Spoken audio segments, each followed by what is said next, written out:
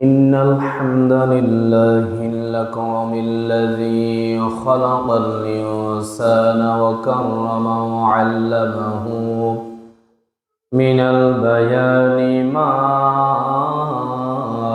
لم يعلم فسبحان الذي لا يحصى امتنانه باللسان ولا بالقلم نشهد أن لا إله إلا الله وحده لا شريك له ونشهد أن سيدنا وحبيبنا ومولانا محمدا عبده ورسوله فقد قال الله تعالى في كلامه المجيد وفي فرقانه الحميد أعوذ بالله من الشيطان الرجيم بسم الله الرحمن الرحيم إن الله وملائكته يصلون على النبي يا أيها الذين آمنوا صلوا عليه وسلموا تسليما اللهم صل على سيدنا مولانا محمد وعلى آل سيدنا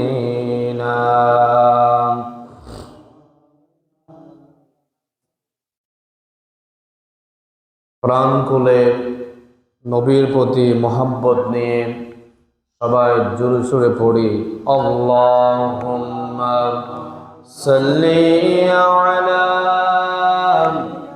সাইয়্যিদিনা মাওলানা মুহাম্মদ ওয়া আলা আলি সাইয়্যিদিনা মাওলানা মুহাম্মাদের একটি নামের এত প্রেমের ঢল জগতে জুড়ে ভালোবাসা অবাক কোলাহল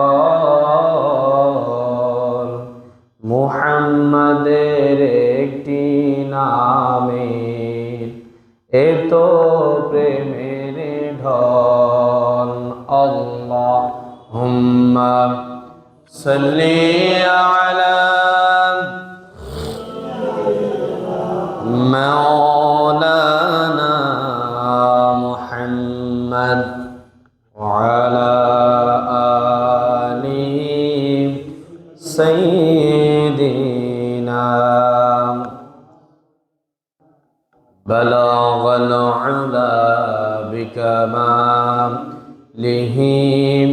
كشف الدجى بجماله حسنت جميع خصاله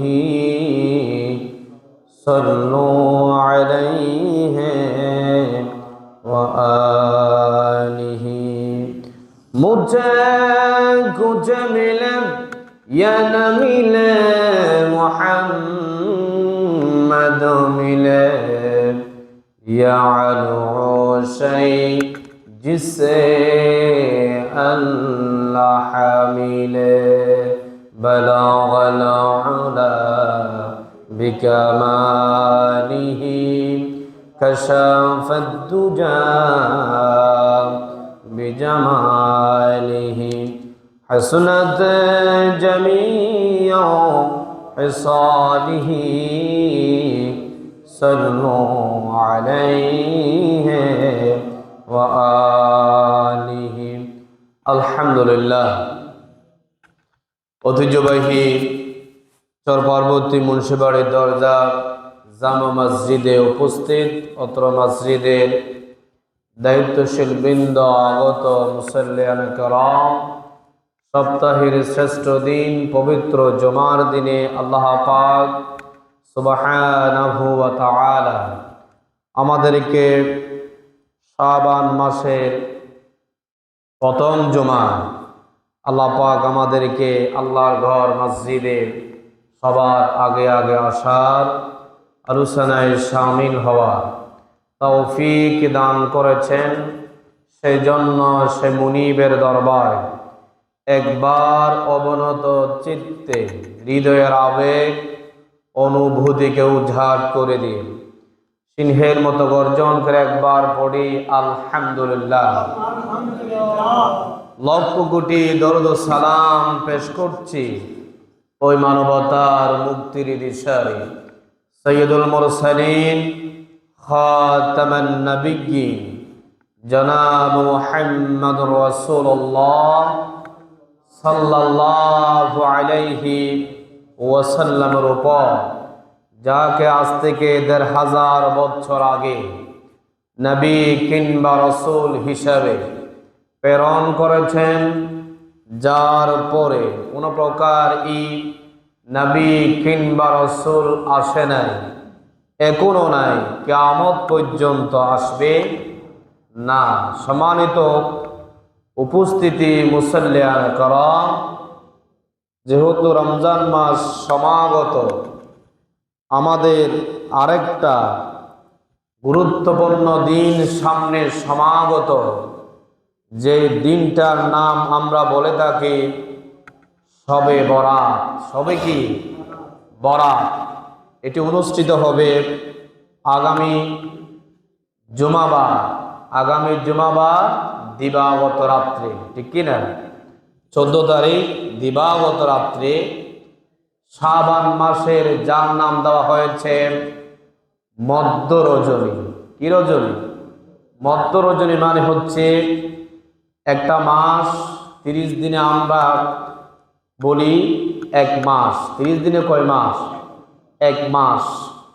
এক মাস যদি হয়, ওটাকে যখন আমরা মাঝখানে ভাগ করব, তাহলে ঠিক মাঝামাঝি যে রাতটা হয় এটি হচ্ছে 14 তারিখের রাত। এই রাত যেটা হবে এটা হচ্ছে 15 তারিখের রাত। 14 তারিখ দিন আরবির মধ্যে রাত আগে আসে। আরবি মাসের মধ্যে কি আসে? রাত আগে গণনা করা হয়। সেই অনুপাতে 15 তারিখের রাতটা জুমাবার, শুক্রবার যেটাই বলেন, ওই দিনের রাতটা হবে 15 তারিখের রাত, ঠিক কি না? এই জন্য আমি চিন্তা করতেছি আরো যখন পুরো এক সপ্তাহ সময় আছে, আমরা এটা নিয়ে যদি আলোচনা করি আমাদের একটু মনে থাকবে বেশি। আজকে করলাম, আজকে যদি কিছু আলোচনা বাকি থাকে আমরা আগামী জুমায় আলোচনা করবো, এটার সাথে আরো কিছু সম্পৃক্ত করে আমরা আলোচনাটা শেষ করবো আগামী জুমায়, ঠিক কি না? আল্লাহ রাব্বুল আলামিন বান্দাদেরকে কয়েকটা অফারের রাত ঘোষণা করেছে বান্দাদের জন্য। কাদের জন্য? কিন্তু বান্দা এমন হতে হবে, মুমিন মুসলমান হতে হবে তাদের জন্য। কাদের জন্য? মুমিন মুসলমান যদি আপনি হতে পারেন, তাহলে আল্লাহর যে বোনাসের রাতগুলো আছে এগুলা তাদের জন্য। আপনি সারা বছর কোনো ইবাদত করেন নাই, আপনি যদি ওই রাত্রে সারা রাত জেগে জেগে আল্লাহকে ডাকেন, আল্লাহ বলবে, বান্দা তুমি আজকে রাত্রে শুধু আমাকে খুঁজতেছ, বাকি দিনে তো তুমি বান্দা, আমাকে খুঁজো নাই, এতদিন তুমি কোথায় ছিলে? বলবে কিনা? বলবে। আপনি একটা মানুষের কাছে আপনি চাকরি করেন, আপনার চাকরির মতো কোনো ধরনের দুই নাম্বারই নেই, তাহলে আপনার মুনিব আপনাকে একটা বছরের শেষে বা মাসিক একটা আপনাকে বোনাস দেওয়ার চিন্তা ভাবনা করে। কেন? আপনি তার আনুগত্য করতেছেন, সেই যা বলে তা শুনতেছেন। তার থেকে যদি আপনি আবদার করে 2,000-5,000 টাকা যদি আপনি বেশিও চান, কোন হৃদয়বান যদি ব্যক্তি হয়, সেই তার ওই গোলামকে 200-100 টাকা, 500 টাকা, 1000 টাকা বোনাস দিতে পারে। কেন? ওই ব্যক্তি ওই বান্দার কাছে সে সারা মাস কাজ করেছে, সেই বোনাস পাওয়ার যোগ্য। বোনাস পাওয়ার কি যোগ্য? ঠিক তেমনি ভাবে আল্লাহ পাক রব্বুল আলামিন বলতেছে, আমার বান্দা যারা, খাঁটি মুমিন বান্দা যারা, তারা এই অফার রাতগুলা তাদের জন্য, তারা আমাকে ডাকবে, আমি আল্লাহ তাদের ডাকে সাড়া দিব, আর তাদেরকে আমি ওই দিন কিছু বোনাস দিব। কন্যা সুবহানাল্লাহ। তাহলে এক নাম্বার আমাদেরকে মুমিন মুসলমান হতে হবে। কি হতে হবে? মুমিন মুসলমান হতে হবে। আমি বারবার বলি, নামদারি মুসলমান হলে হবে না। নামের মুসলমান আছে না নেই? আছে। দেখতে যান আপনি, এখন যদি আপনি গণনা করেন এলাকার মধ্যে দেখেন শতকরা আপনি মেজরিটি% মানুষ, তাদের ভিতরে মুসলমানিত্ব পাওয়া যাবে না। এমনি কিন্তু লেবাসে, এমনি কিন্তু আচার আচরণে মুসলমানের মতো, ঠিক কিনা? এই জন্য আমাদেরকে আল্লাহ রব্বুল আলামিন বলেছেন, যখন রমজান মাস আসবে এর আগেই তোমাদেরকে রমজানের জন্য প্রস্তুতি গ্রহণ করতে হবে, নিয়ত করতে হবে। অনেক সময় নিয়ত করলেও বান্দা নেক নিয়তটা আল্লাহর দরবারে কবুল হয়ে যায়, সেই অনুযায়ী আল্লাহ তাকে সওয়াবও দিয়ে দেয়। সুবহানাল্লাহ। আল্লাহ বলতেছে, কোনো আমার বান্দা যদি নেক নিয়ত করে, সহি শুদ্ধভাবে কি করে নিয়ত করে, আমার বান্দা সেই কাজ যদি করতেও না পারে, আল্লাহ বলছে আমি ওই বান্দার আমল নামায় তার সমপরিমাণ সওয়াব দিয়ে দিব। সুবহানাল্লাহ। কন্যা আল্লাহ বলতেছে, কেন দিব? আমার ওই বান্দার নিয়তের মধ্যে কোনো ধরনের ফেরকা ছিল না, কোনো ধরনের দুই নাম্বারে ছিল না। বান্দা আসলে ইবাদত করতে চেয়েছে, তার হঠাৎ শরীরের মধ্যে রোগ আছে বলে, কোনো সমস্যা আছে বলে সে আমার ইবাদত বান্দেগি করতে পারে নাই, কিন্তু বান্দার নিয়ত ছিল খালেস। বান্দার নিয়ত ছিল কি? খালেস। আমার বান্দা যদি ইবাদত করতে নাও পারে, আমি আমার বান্দার আমলনামায় ওই ইবাদতের সমপরিমাণ সওয়াব লিখে দিব। কেন? তার নিয়ত ছিল একেবারে সহি শুদ্ধ। কন্যা সুবহানাল্লাহ।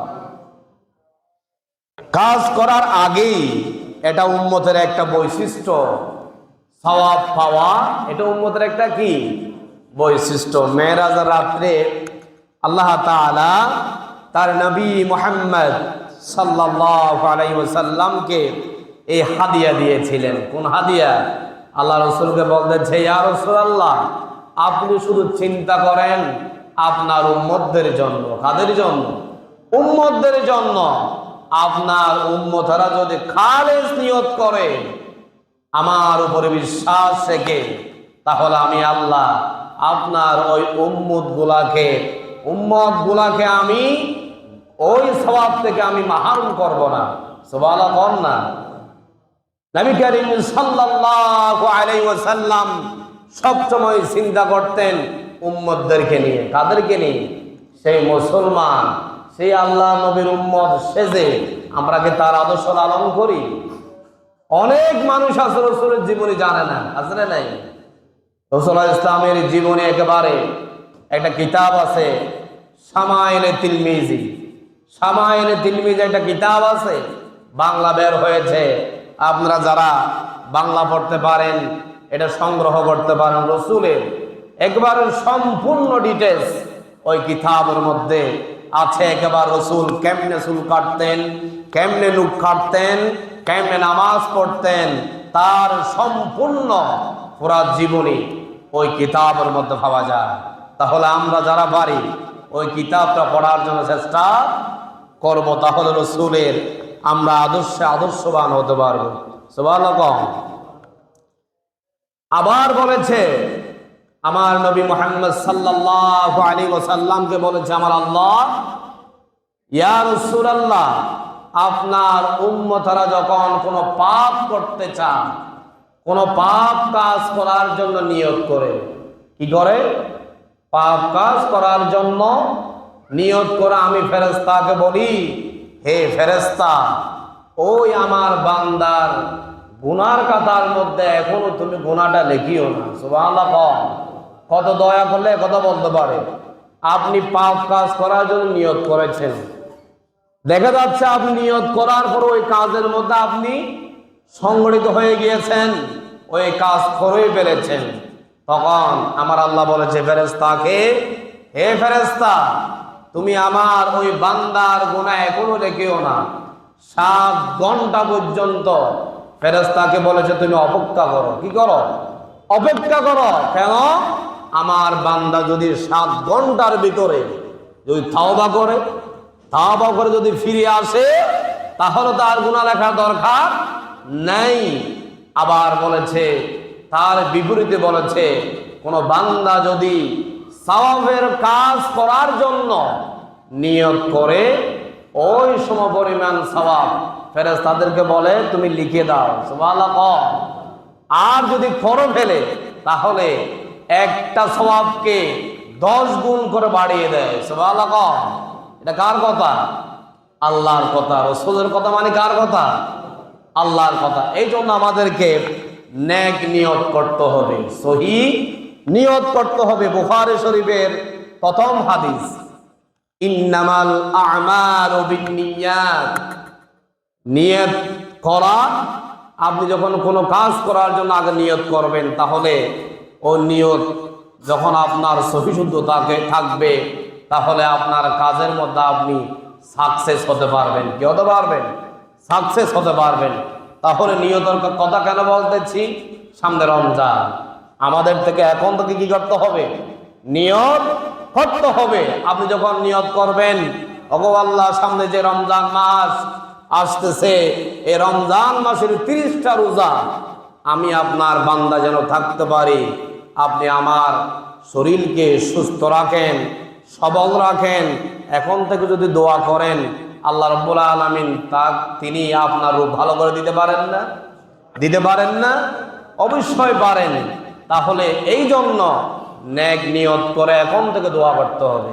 কি করতে হবে? দোয়া করতে হবে, আল্লাহর কাছে চাইতে হবে যেন আল্লাহ পাক আপনার শরীরকে কি রাখে? ভালো রাখে। আল্লাহর নবী মুহাম্মদ সাল্লাল্লাহু আলাইহি ওয়াসাল্লাম একটা হাদিসের মধ্যে বলেছেন, কিছু মানুষ কিয়ামতের দিন অসহায় হয়ে পড়বে। কি হয়ে পড়বে?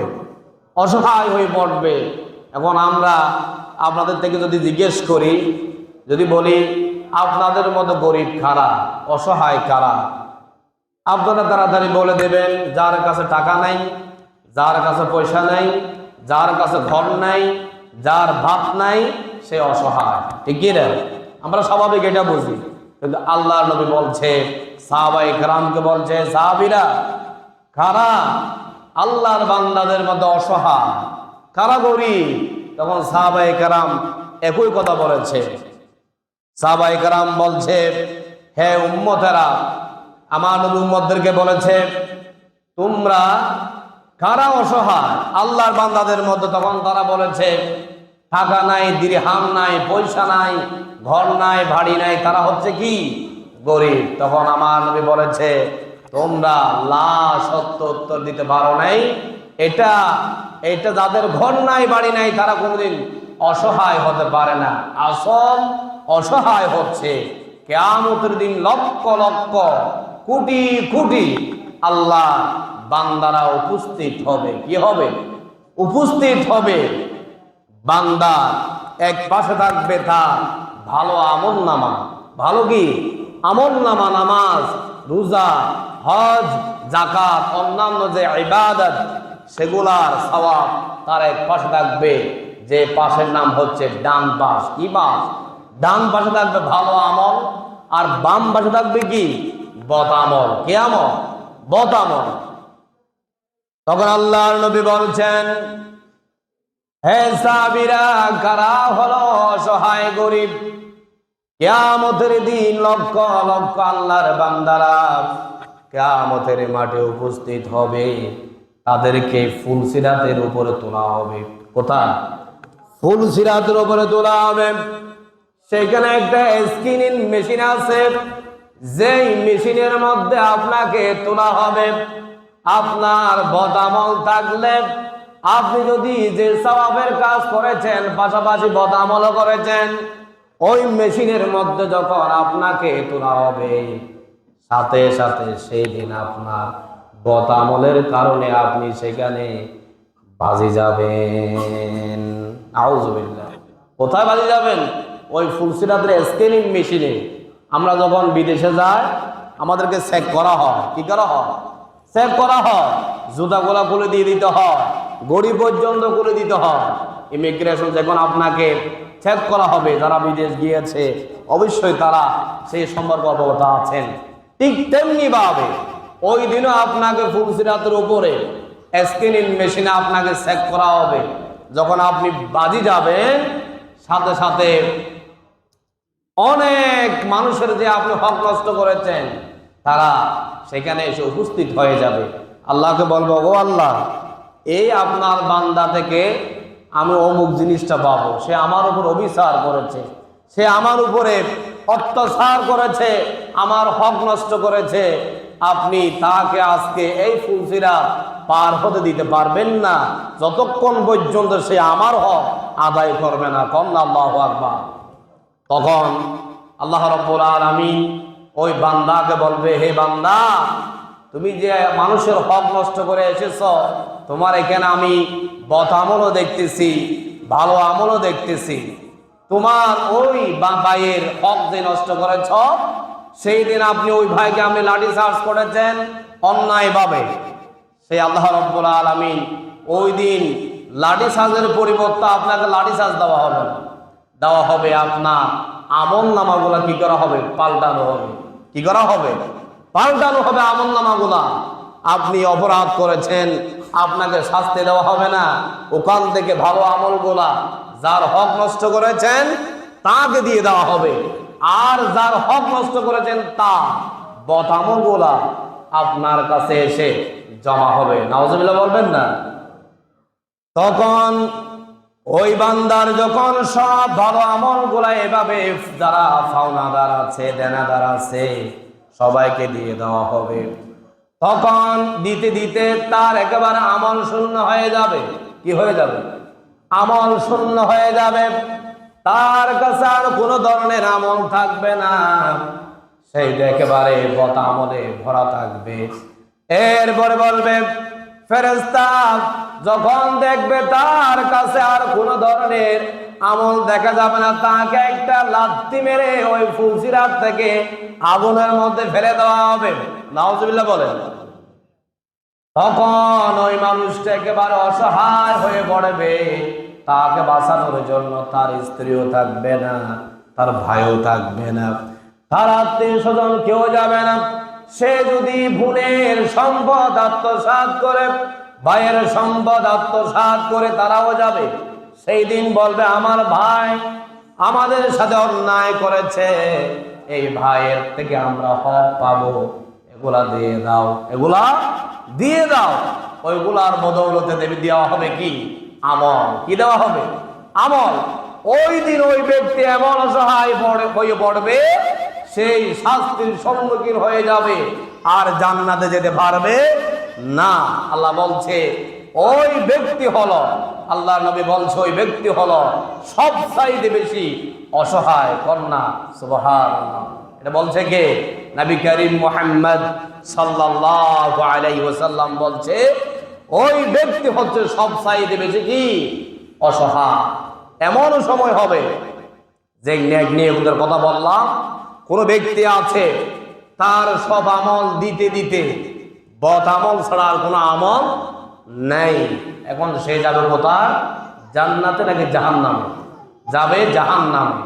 তখন ফেরেশতাদেরকে বলবে আমার আল্লাহ, ও ফেরেশতারা, আমার এই বান্দাকে তোমরা এখন জাহান্নামের মধ্যে ফেলে দিও না।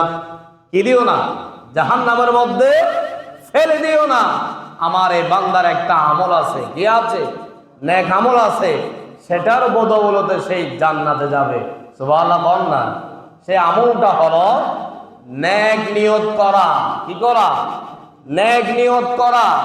এই বান্দা যত আমল করেছে পাশাপাশি সেই খারাপ কাজও করেছে, কিন্তু এই বান্দা কোনোদিন মানুষের ক্ষতি করে নাই, মানুষের কি করে নাই, মানুষের খারাপ চাই নাই, শুধু মানুষের কল্যাণ চাইতো।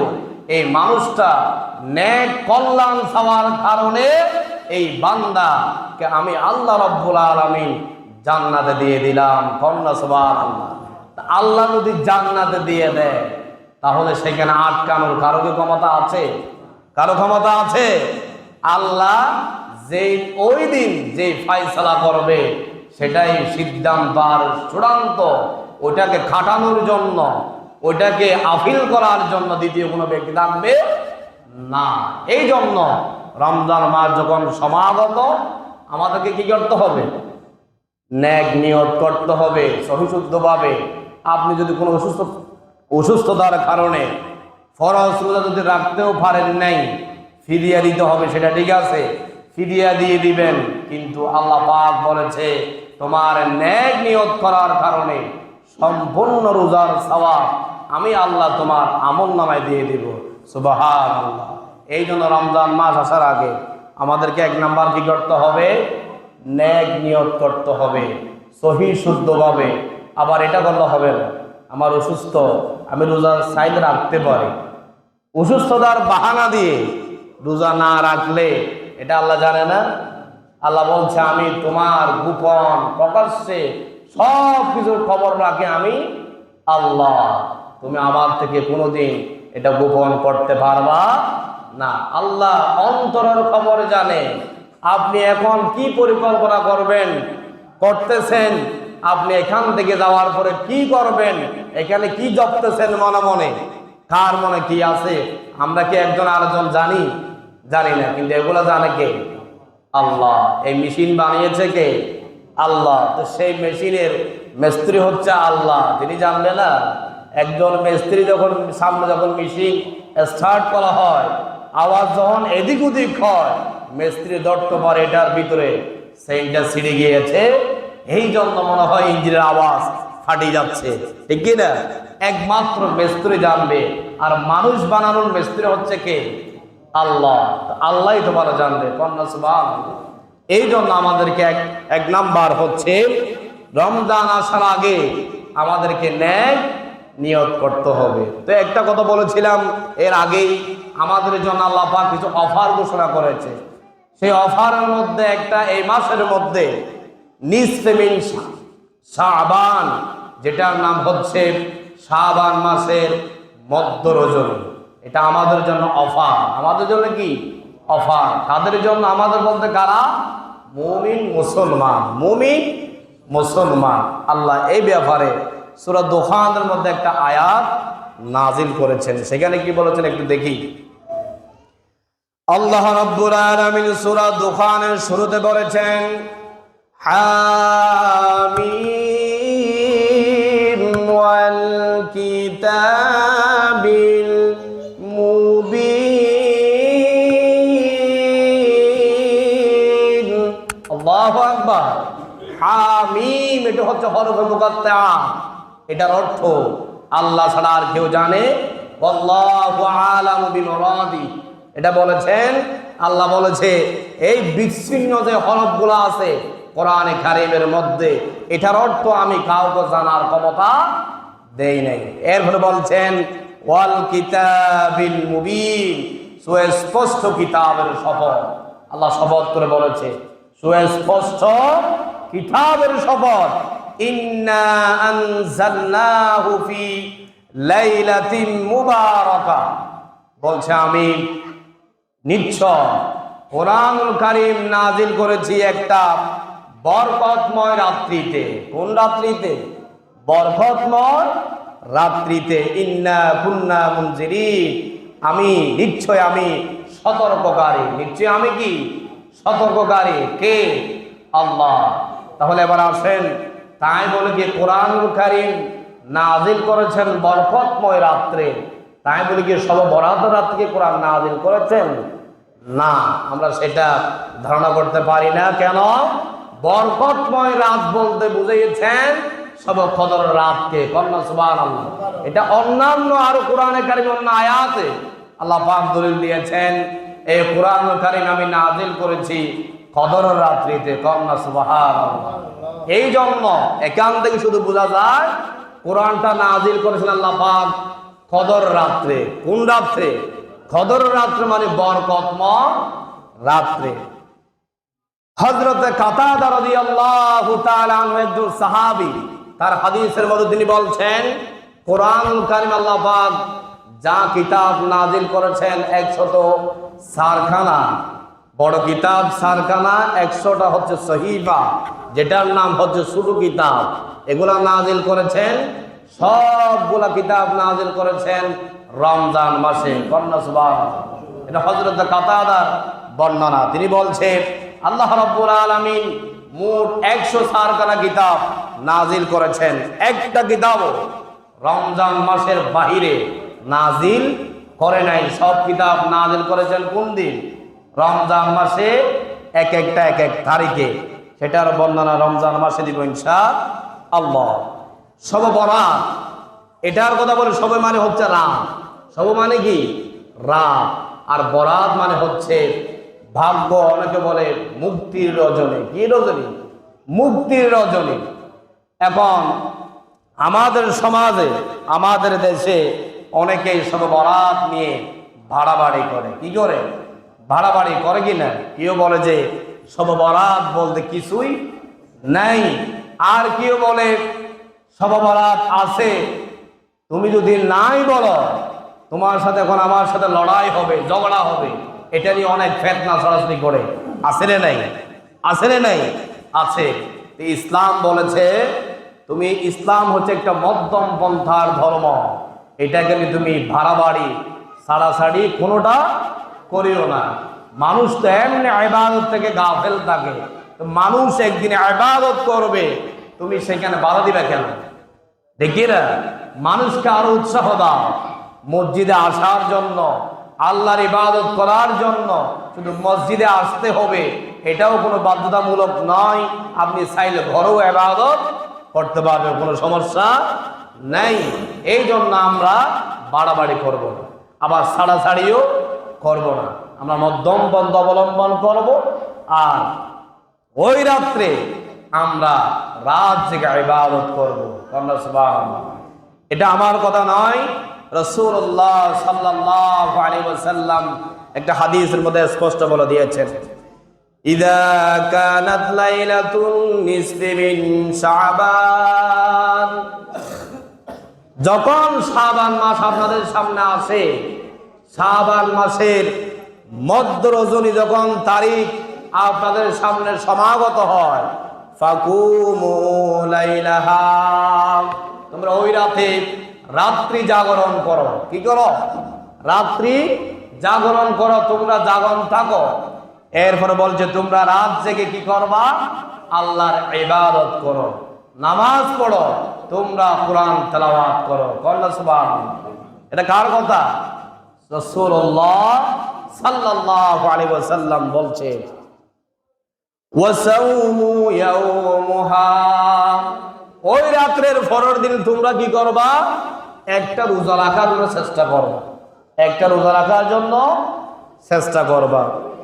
فإن الله تعالى ينزل فيها لغروب الشمس إلى سماء الدنيا ওই রাতে কেন নামাজ পড়বা জানো?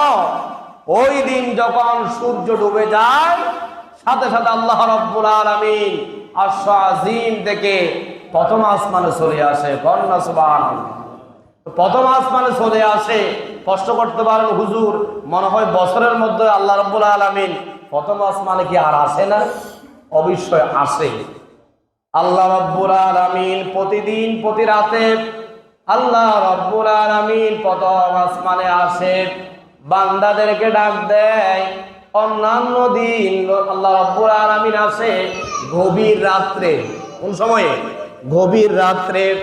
আর শবে বরাতের দিন আল্লাহ রাব্বুল আলামিন সূর্য ডুবার সাথে সাথে চলে আসে।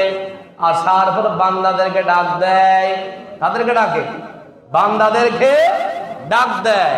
অন্যান্য সময়ও আসে যখন আপনি রাতের 2টা 3টা বাজে যখন আল্লাহর ইবাদত বندگی করবেন, তাহলে আল্লাহ আপনার ডাকে সাড়া দিবেন। কন্যা সুবহানাল্লাহ। আলা মিন মুস্তাগফিরিলি ফাআগফির লাহু। আল্লাহ প্রথম আসমানে এসে বলবে, হে গুনাহগার বান্দারা কারা আছো, আজকে আমি আল্লাহ প্রথম আসমানে এসেছি, তোমরা আমার কাছে চাও, গুনাহ মাফ চাও, আমি আল্লাহ তোমাদের গুনাহ মাফ করে দেব। সুবহানাল্লাহ। আল্লাহ বলছে তোমরা আমার কাছে গুনাহ মাফ চাও, আমি তোমাদেরকে মাফ করে দেওয়ার জন্য কোথায় এসেছি? প্রথম আসমানে চলে এসেছি। বান্দা আমাকে ডাকো, আমি তোমাদের ডাকে সাড়া দিব। কন্যা সুবহানাল্লাহ। আর এক হাদিসের মধ্যে পাওয়া যায়, বান্দা যখন আল্লাহকে একবার ডাকে আল্লাহ 70 বার বান্দা ডাকের সাড়া দেয়। সুবহানাল্লাহ। কন্যা আমার আল্লাহ বান্দাকে এত মুহাব্বত করার পরও আমরা নাফরমান বান্দারা আল্লাহর ইবাদত থেকে গাফেল থাকি। ঠিক কি না? আছে না নাই? আছে। এরপরে বলেছেন আলা মিন মুস্তানজিকিন ফারজুকালা। বান্দা সতর্ক হও, সাবধান হও, তোমার যদি রিজিকের অভাব থাকে আমি আল্লাহ প্রথম আসমানে এসেছি, আমার কাছে চাও, আজকে আমি আল্লাহ তুমি বান্দা রিজিকের অভাব দূর করে দিব। সুবহানাল্লাহ। আল্লাহ বলছে এই শবে বরাতের রাত্রে তোমরা আমার কাছে চাও, তোমাদের যদি কারো রিজিকের অভাব থাকে আমি আল্লাহ সেটা অভাবটা পূরণ করে দিব। কন্যা সুবহানাল্লাহ। এরপরে বলেছেন আলা মুবতালা ফাহুয়া আফিয়া লাহু। তোমরা যদি বিপদের মধ্যে থাকো, কে বলেছে? আল্লাহ বলেছে তোমরা যদি আমার বান্দা বিপদে থাকো আজকে আমার কাছে চাও, আমি আল্লাহ রাব্বুল আলামিন তোমাকে বিপদ থেকে মুক্তি দান করব। সুবহানাল্লাহ। আল্লাহ বলছে তোমরা বিপদে থাকো না, আমরা বিভিন্ন টেনশন নিয়ে এক একজন এক একটা বিপদ নিয়ে আসি, ছোট হোক আর কি হোক, বড় হোক, কিন্তু আল্লাহ বলছে আজকে আমার কাছে চাও, তুমি বান্দাকে আমি ওই বিপদ থেকে কি করে দিব? মুক্ত করে দিব। আলা কাযাব আলা কাযাব। ও আমার বান্দা, তোমরা যদি কোনো সমস্যায় থাকো আমার কাছে আজকে চাও, তোমাদের সমস্যা আমি আল্লাহ রাব্বুল আলামিন দূর করে দিব। সুবহানাল্লাহ। কতক্ষণ পর্যন্ত আমি প্রথম আসমানে থাকবো বান্দা? হাত্তা ইয়াতলু আল ফাজর। আমি আল্লাহ রাব্বুল আলামিন ফজরের আগ পর্যন্ত প্রথম আসমানে থাকবো। সুবহানাল্লাহ। আল্লাহ বলছে আমি প্রথম আসমানে কতক্ষণ পর্যন্ত থাকবো? সূর্য ডুবার সাথে সাথে আমি প্রথম আসমানে চলে আসব। আর যখন ফজরের আজান হবে এর আগ পর্যন্ত আমি ওই প্রথম আসমানে তোমাদেরকে মাফ করে দেওয়ার জন্য থাকব।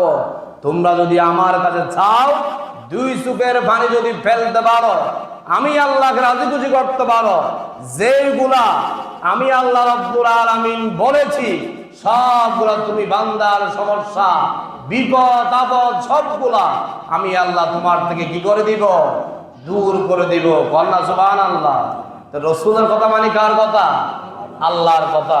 এই জন্য বলেছে আমরা বাড়াবাড়িও করব না আর ছাড়াছাড়িও করব না, আমরা ইবাদত বন্দেগী করব। এবার আসেন, সময় তো কম। এই রাত্রে আল্লাহ রাব্বুল আলামিনের প্রিয় নবী মুহাম্মদ সাল্লাল্লাহু আলাইহি ওয়াসাল্লাম বলেছে কিছু মানুষকে আল্লাহ ক্ষমা করবে না তাওবা ছাড়া। তারা যদি তওবা করে অনুতপ্ত হয় তাহলে আমি আল্লাহ মাফ করব, আর তাদের দাবি দাবাগুলো কি করব? পূরণ করব। সেগুলা হচ্ছে আমাদেরকে জানতে হবে কারা কারা। এখনো আমরা সেই কাজের মধ্যে আছি। শবে বরাতে এখনো 1 সপ্তাহ আছে। কি আছে? 1 সপ্তাহ আছে। এইগুলা যদি আমাদের ভিতরে থাকে, আমরা এখন থেকে তওবা করে সংশোধন হয়ে নিব। আর শবে বরাতের রাত্রে আল্লাহ আমাদের সাথে যে ওয়াদা করেছে সবগুলো আল্লাহর কাছ থেকে আমরা আদায় করে নিব। কন্যা সুবহানাল্লাহ। 1 নাম্বার, আল্লাহ বলেছে আমি ওই দিন কাদের দোয়া কবুল করব না? মুশরিক। 1 নাম্বার বলেছে কি? মুশরিকি যারা করবে, আল্লাহর সাথে যারা শিরক করে, তাদের দোয়া ওই দিন ওই রাত্রে আল্লাহ বলেছে আমি কবুল করব না। 1 নম্বর কাদের নাম বললাম? মুশরিক। আমাদের মধ্যে অনেক মানুষ আছে একেবারে বেশি গরম, রাগী, এমন এমন কথা বলে তার ইমান সকালে একবার যায়, বিকেল একবার চলে যায়। এরকম মুসলমান আছে না নাই? আছে। এই জন্য জবানের হেফাজত করতে হবে। কি করতে হবে? জবানের হেফাজত করতে হবে। এমন কথা যেন বের না হয় যে কথা বলার কারণে আমার ইমান চলে যেতে পারে, ঠিক কিনা? এই জন্য আমরা সেদিকে লক্ষ্য রাখবো। 2 নাম্বার হচ্ছে হিংসুক যেই ব্যক্তি, ওই ব্যক্তির দোয়া শবে বরাতের রাত্রে আল্লাহ বলছে কবুল করবে না। যাদের ভিতরে হিংসা আছে এগুলা পরিহার করার জন্য চেষ্টা করতে হবে। 3 নাম্বার, আত্মীয়তার ছিন্নকারী যারা আছে তাদের দোয়া আল্লাহ কি করবে না? কবুল করবে না। আত্মীয়তার সাথে সুসম্পর্ক রাখবেন। শুধু মানুষের সাথে ঝগড়া, দুনিয়ার অল্প হায়াতের মধ্যে আমরা মানুষের সাথে দ্বন্দ্ব, অল্প সম্পদের জন্য, থাকার জন্য এইরকম সম্পর্ক নষ্ট করা আছে নেই? আছে। এগুলো থেকে আমরা হেফাজত থাকবো। 4 নাম্বার হচ্ছে যারা ঠাকুর নিচে কাপড় পরে, এদের দোয়াও ওই দিন কবুল হবে না। তারা নামাজ পড়ে ওগুলাও কবুল হবে না। অনেক যুবক ভাইয়েরা আছে আমরা দেখি ঠাকুর নিচে কাপড় পরে, প্যান্ট পরে, যেটা প্যান্ট পরে এটা একেবারে ঠাকুর নিচে, ঠাকুর উপরে পড়লে মনে করে সেই তাকে একেবারে বেশি লাগে, এটা মনে করে। কিন্তু এটার কারণে আপনি যে নামাজ পড়তেছেন, দোয়া পড়তেছেন, আল্লাহর ইবাদত করছেন, একটাও কবুল হচ্ছে না। কি হচ্ছে না? কবুল হচ্ছে না। এই জন্য আমাদেরকে সতর্ক থাকতে হবে, কাপড় যেন চুলগিরার নিচে, ঠাকুর নিচে যেন না যায়, ঠিক কিনা? এটাও সতর্ক থাকতে হবে। 5 নাম্বার, মা বাবার অবাধ্য সন্তান যারা আছে তাদের দোয়া ওই দিন কবুল করবে না। মা বাবার অবাধ্য সন্তান আছে না নাই? আছে। বিস্তারিত বলার সময় নাই, এই জন্য আমি দ্রুত বলে দিচ্ছি, তারাও সতর্ক হতে হবে। 6 নাম্বার হচ্ছে যারা মদ খায়, শরাব খায়, যারা ট্যাবলেট খায়, তাদের কথা বলছি। এদের দোয়া ওই দিন কি হবে না? কবুল হবে না। এই জন্য আমাদেরকে সেখান থেকে বিরত রাখতে হবে। 7 নাম্বার হচ্ছে বেবিচার এবং বেবিচারিণী, মহিলা পুরুষ দুইজনকে বলেছে ওই বেবিচার করলে, বেবিচারিণী মহিলা, তোমরা যারা জেনার মধ্যে নিয়োজিত থাকো, লিপ্ত থাকো, তোমাদের দোয়া ওই দিন কি হবে না? কবুল হবে না। হবে, তওবা করতে হবে। কি করতে হবে? তওবা করে ফিরে আসতে হবে, অনুতপ্ত হতে হবে, আল্লাহকে ওয়াদা দিতে হবে এই পাপ আর করবো না। তাহলে আল্লাহ রাব্বুল আলামিন আপনার সব গুনাহ মাফ করে দিয়ে আল্লাহ পাক আপনাকে কবুল করে নেবেন। কন্যা সুবহানাল্লাহ। এই জন্য বেবিচার করা যাবে না। 8 নাম্বার, যারা অন্যায়ভাবে মানুষকে হত্যা করে তাদের দোয়া ওই দিন কি হবে না? কবুল হবে না। মন মানসিকতা থাকলে পাল্টাতে হবে। আর 9 নাম্বার হচ্ছে অন্যায়ভাবে মানুষকে ট্যাক্স গ্রহণ করা। এখন তো আমাদের দেশে এগুলো বেড়ে গেছে। ট্যাক্স গ্রহণ করা, সাদাবাজি করা, মানুষ থেকে অন্যায়ভাবে কোনো জিনিস আদায় করা, এটাকে বলা হয় কি? ট্যাক্স নেওয়া। হারাম ভাবে, অন্যায় ভাবে এইরকম জুলুম যারা করে তাদের দোয়াও কি হবে না, কবুল হবে না। সেখান থেকে হেফাজত আল্লাহ পাক আমাদেরকে হেফাজত করুক। 10 নাম্বার হচ্ছে যারা জাদু টোনা করে, কি করে, জাদু টোনা করে, আসলে নাই, কুফুরি করে, এদের দোয়াও ওই দিন কি হবে না, কবুল হবে না। আমাদেরকে সতর্ক থাকতে হবে।